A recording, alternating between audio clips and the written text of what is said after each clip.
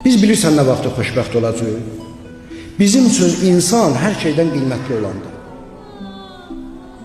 İnsan bizim üçün hər şeydən qiymətli olandır. Onda biz xoşbəxt olacaq. Amma baxırsan ki, görürsən ki, xeyr, hələ biz üçün ən qiymətli insan deyil. Müminin qəlbi Kəbədən üstündür. Bunu Peyğəmbər buyurur. Da bundan artıq nə istəyirsən?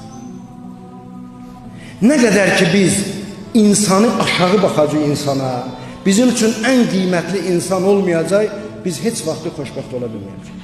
Elə insanı xərcləyəcək mənfəətimizə. Biri deyəcək, mən insanın üstündə dərmandan pul qazanacağım.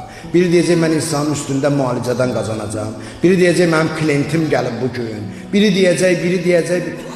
Hərə insana bu cür baxsa, o zaman heç vaxtı xoşbəxtlikdən danışmaq olmaz. İnsan cəmiyyəti o vaxtı xoşbəxt olur, insan onun o cəmiyyətdə ən dəyərli olur, ən qiymətli olur. Və Quran bunun üçün nazil olur. Din bunun üçün gəlib, yadınızda qalsın.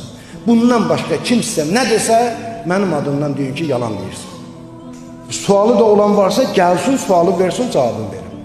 İndi bilirəm, orada burada danışarlar, amma gəlsin, otursun üzbəüz, nə sualı var versin bu barədə.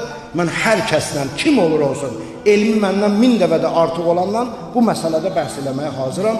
Çünki Allah Qur'an-ı Kərimdə buyurur ki, yer üzərində nə varsa onu insan üçün yaratmışam. Bundan aşkar ayədə Qur'anda yoxdur. İnsan ən qiymətlidir.